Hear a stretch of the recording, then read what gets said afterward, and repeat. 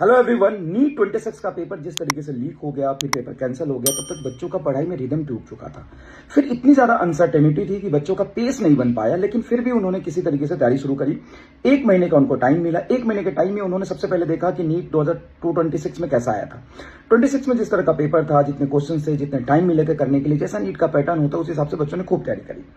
Finally जब paper आया, paper थोड़ा अनसर्टेन, टफ आ गया, लेंदी आ गया। और लेंदी में ये नहीं था कि कंसेप्ट बहुत अजीबोगरीब था, बट क्वेश्चंस को पढ़ने में, करने में लैंग्वेज वाइज बहुत ज्यादा लेंदी क्वेश्चंस पूछ लिए थे। ठीक है, कॉम्पिटेटिव एग्जाम है, टफ था तो सबके लिए था। अनसर्टेनिटी एग्जाम में बना रहता है, चलो वो भी ठीक है, लेकिन वो अनसर्टेनिटी कभी भी नीट में नहीं, रीनीट में ही क्यों बनता है पेपर लीक होने के बाद। चलो वो भी एक्सेप्टेबल है, कट ऑफ नीचे जाएगा, पेपर सबके लिए टफ था, कोई प्रॉब्लम नहीं है। आपको कहीं ना कहीं एक्सेप्ट करना पड़ेगा कि जब पेपर इजी होता है ना, तो भले ही आप 45 में से 20, 25, 30 क्वेश्चन कर लो, लेकिन आपका सिलेक्शन की गारंटी नहीं है, आपके रैंक की गारंटी नहीं है। उस समय आपको लगेगा कि आप कर सकते हैं, लेकिन फाइनली पेपर इजी होने की वजह से सभी बच्चों के लिए इजी होता है, कट ऑफ हाई चला जाता है। जब पेपर टफ होता है तो सभी के लिए टफ होता है। आपको उसमें रिलेटिव मार्क्स स्कोर करने हैं। गवर्नमेंट सीट जितनी है उतने ही बच्चे जाएंगे, तो उसमें पैनिक होता है इंस्टेंटेनियसली, मैं समझ सकता हूं। बहुत out of the box language वाले लेंदी क्वेश्चंस आ जाते हैं। आप उस टाइम लिमिट में, केमिस्ट्री भी टफ था, बायो के इतने सारे क्वेश्चन करने के बाद बहुत अच्छा नहीं कर पाए।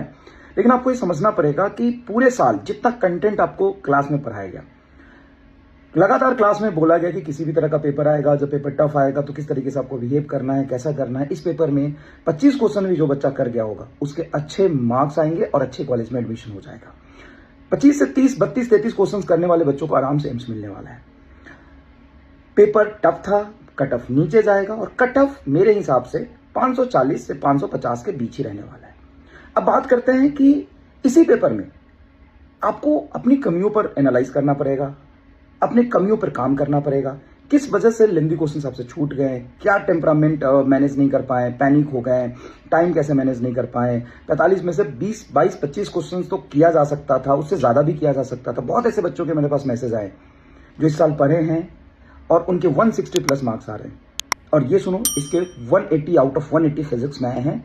अगर एक बोनस को हटा दिया जाए तो 44 आउट ऑफ 44 इसके करेक्ट है। इसमें 44 आउट ऑफ 44 करेक्ट है। 44 आउट ऑफ 44 अगर बोनस लेते हैं तो 180 आउट ऑफ 180 आ जाएंगे। तो मैं ये नहीं दिखाना चाह रहा, मैं आपको बस ये समझाना चाह रहा हूं कि पेपर इजी होने पर इंस्टेंटेनियसली आपको लग सकता है कि बहुत अच्छा पेपर आपका गया, लेकिन सभी का अच्छा जाता है। पेपर टफ होने पर सबके लिए पेपर टफ होता है, रिलेटिवली कट ऑफ नीचे जाता है। बात कंटेंट की है, पढ़ाने की है, तो आपको खुद पता है कि पूरे साल भर हम कितना पढ़ते हैं। ठीक है, थैंक यू सो मच।